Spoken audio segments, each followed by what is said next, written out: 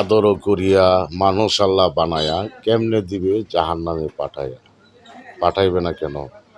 তুমি আল্লাহর বন্দা নবীজির উম্মত হইয়া তুমি কুকামে জড়িয়ে যাবে, যে আল্লাহ বলেছে হাসরের দিন ৭৩টা কাতার হবে, ৭২টা কাতার যাবে বিনা হিসাবে জাহান্নামে। কারা যাবে? যারা জেনে বুঝে কুকর্ম করে দর্শন বা বলাৎকার। আল্লাহ যেটা নিষেধ করেছে যে নবীজির শিক্ষা করো না কেউ ভিক্ষা। তোমরা হাফিজি মাদ্রাসা দিবা, মাদ্রাসার ছেলেদেরকে বস্তা দিয়ে পাঠিয়ে দিবা মানুষের বাড়ি বাড়ি দান আনার জন্য, বা এটা করার জন্য সেটা করার জন্য, সাহায্য চাওয়ার জন্য। এসব করবা, তোমাদের কুকর্ম করে যাবা। তোমরা মহিলা মাদ্রাসা দিয়েছো, সেই মাদ্রাসার মধ্যে এই বাথরুমে সিসি ক্যামেরা ফিট করে দিলে গুপ্তভাবে সেই সিসি ক্যামেরার ফুটেজ দিয়া মেয়েদেরকে দর্শন করিবে। তোমাদেরকে জাহান্নামে দিবে না জান্নাতে দিবে? আবার বলো এই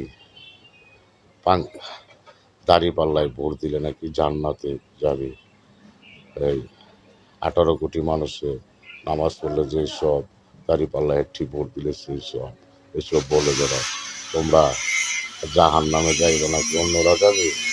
তোমরাই জাহান্নামে যাইবে, অন্য কোনো জাতি তোমাদের মতো কুকর্ম করে নাই। আর একদল আছে হাত পাকা, তারা বলে হাত পাকায় ভোট দিলে নাকি নবীজিকে ভোট দেওয়া হবে।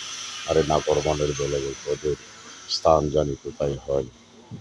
তোমাদের স্থান আমার মনে হয় না বেহেশতে কোনোদিন তোমরা যেতে পারবে। বেহেশতের আশা দেওয়া, তোমরা জনগণকে ভোট দিলে জান্নাতে যাইবা। বেহেশত তোমাদের বাবা মা তৈরি করে দিয়েছে না? আল্লাহ বলেছে, বা দয়াল নবীজি নূর নবীজি বলেছে, বাবা মার সেবা করো।